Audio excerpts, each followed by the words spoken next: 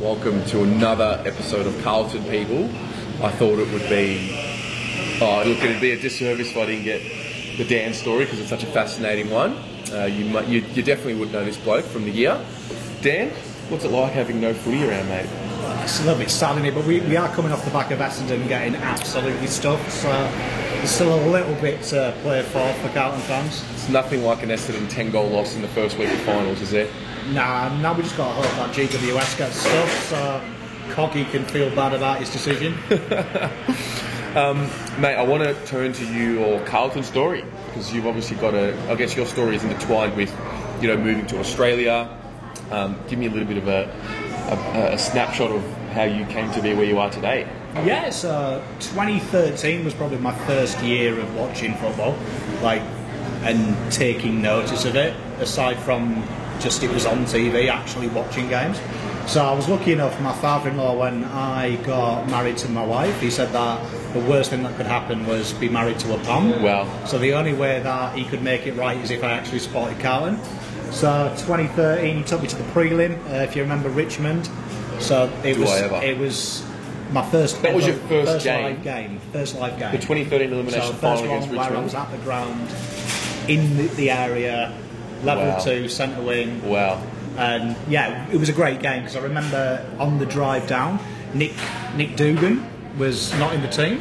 And it came on the radio, he was a late in, and my father-in-law was like, oh God, he's passed it. Who did he come in for? I can't remember who gave it for now, but I remember they started him up top and he ended up bagging 4 that day. I never forget as well, but it was Nick Walnut as well who kicked the first goal, his first goal of the year. And then we had Juddy, that's where I fell in love, quarter 3. Juddy's quarter, where he just pulled us from the brink of defeat. And it was amazing to hear the shift.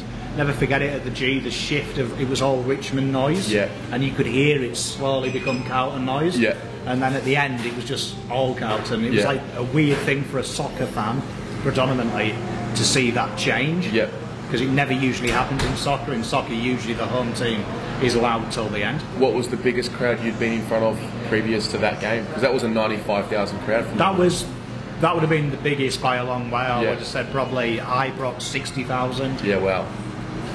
So it was crazy, and I fell in love with football. So from 2013, I watched that game, and I was just like, wow, this is something exciting. And then the next year, that's when I started to take it really serious and get into stats and wanted to know everything about the game. So where does this, because obviously we use the TPI ratings a lot on the channel, so tell me a little bit about, we'll sort of veer off a bit, where does that come from? Where does that background come from? Yeah, so that comes from my background as a golf coach. So I used a form of TPI to transfer techniques to amateurs and professionals alike, based on the basis that good players are good and bad players are bad, and there's no point learning new techniques. We can marginalise mistakes using statistical data. So with football, the way I learned was to learn the rules, learn the stats, what the stats mean, and TPI kind of was just a natural progression. When I looked at stats, I was naive in 2014, like a lot of fans are, and they look at disposals and goals and that means something. And I'd look and think, well, Trent Cotchin had 28 against Carlton and Richmond, but did nothing. So, like Dylan Shaw last night? Yeah, exactly. So I'd be like, well, why are we so bothered by disposals? And started to find a way of breaking that down to make it a bit more easier to understand. So it sort of was a learning mechanism for you, because you were obviously very early in the piece of learning the rules of the game, and at the same time, the in-depth stats of the game as well. Yeah, it was something that I thought I got to understand the breakdown a bit more, because I was at a disadvantage. I'd never played the game, never held a footy at that point, and wanted to be able to have conversations with people about it while I was there. Because the worst thing is being English when you're at a football game is people talk to you like it's like some kind of mythical thing that we don't quite understand it. I do get quite a bit of rhetoric from people being like, well, he's only been here for 10 years. He knows quite a lot about the game. And that's a credit to you, mate. It's genuinely not that hard, though, is it? No, it's not. Kick the ball in the air, mark it, repeat. Simplify it. Right, so turning back to Carlton. So 2013 onwards is your... Yes, I've never seen anything good. Oh, gosh. What do you compare Carlton to, in terms of the soccer scene or the world football scene that you've experienced growing up? I see a lot of Carlton in Rangers. So around the time I left, we got done for finances. So we got relegated to Division 4. We literally got sacked, folded. Part of the punishment was to be relegated? Yeah, we got folded as a club, became a new club, and ended up at the bottom tier. So all the players, it was a mass exodus. And I look at Carlton's rebuild now and see Rangers did it really cleverly. We went out and got senior players who played that level, and got players who were young and mixed them in. So I've seen that redevelopment phase, and now we're back in the Premier League. Celtic are so dominant. This year we're starting to compete with them, but it's taken a good 2 years in the Premier League to get within a bull's eye of them. So it's very similar, the journey of being starved for success. I remember it going from the most successful club in the world, Rangers were, to suddenly we were playing teams you couldn't pronounce, who had Postman and Milkman playing for them. So I feel Carlton's pain from a Rangers perspective, and it's good to see, but I do think sometimes our rebuild has been a little bit wishy-washy at times. Yeah, that's probably a good segue into what I was about to ask you, because I think when I watch the Premier League, for example, I'm an Arsenal fan. The fans are a lot more intense. They're a lot more direct with their criticism. We've really gone the other way. We used to be really brutal, and we've got new rules in place, and you can't offend people, and social media rules, and well, not rules, but unspoken things that you shouldn't be saying. And so, how do you navigate through the dynamic of that? Because I think you're one of the funniest people to chat to during a Carlton game, because we have banter, but for some people they just can't take that banter. It's weird because you've got to remember, like, coming from England. I remember the World Cup, England getting knocked out, and the press sold instructions of how to make a papier-mâché mannequin of David Beckham, so you could hang him out of the front of your window because he was a traitor to England for getting sent off.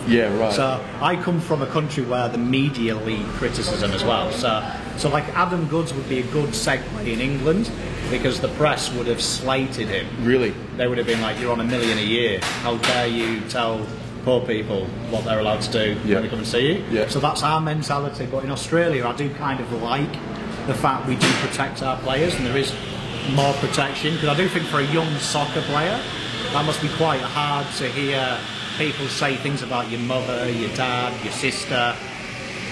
When I was 18, I wouldn't have liked it. I don't think I would have liked it as a professional player, but I've got used to it now. I've got used to that. It's almost as if overseas they're able to, I don't know if they're able to, but it's an observation there. Sort of, they look at the way that they criticise players, during a game as it's just a show, and once the show ends, you shake that player's hand and whatnot. I don't know if that's ever going to be a reality in Australian sport. I think it's a cultural thing. So I think, like in the 80s, I remember being given banana skins to throw at black players. Wow! That was just by our version of the cheer squad. So they would have collected bananas all year, all week for the school lunches, and they'd give you the banana peels and say, "Look, when Clayton Anderson goes down the wing, lob it at him." And it was so normal. So but it was kind of like sold to you that it was a weekend thing. And so then you'd go back to your normal persona during the week. I think I was kind of watered down, because at school I had a lot of coloured friends and a lot of good mates, and I'd do this, then go and play with them straight after. And it wouldn't register, and that's now been stamped out of our game. But I do think English people have kind of got used to the fact that it's not real. Sport's not real, it's pantomime. Because I've seen some horrible things said in the stands in England. But then players just deal with it. Like Frank Lampard would be a great example. His mum died. He was viciously abused. He played the day she died. And he was viciously abused by the rival fans. And at the end of the game, his exact words were, "It's what I'm paid to do. They're trying to put me off, so I see it as an honour. They're using that to put me off." Which is crazy mindset, because obviously in Australia, if that happens, they wouldn't be allowed back in the ground. No. I've never seen someone kicked out of a stadium in England for calling an umpire a ball with a flog. I've never seen anyone kicked out. I don't think it's possible. and you have dry zones, you can't drink in the stands. I've never heard of it. Never heard of it. Right. So you and I talk with Carlton a lot on a high level. Where the fuck are we going? I think I think it's slowly starting to get better. We're starting to see. Yeah. But I mean, there's been a lot of false dawns, and I do come back to. I think a lot of players have seen Carlton. If, like in my time from 2013, we've had good years and backed it up with abysmal years. So I remember 2013, there was a really good field factor. Yep. That we'd made the finals, Yep. we looked good. Then 2014 was a bit of a damp squib, and then we look at like 26. What, sorry? Damp squib. Love it. Very pond. Love it. And then 2016, we've got to remember we had 7 wins under Bolton.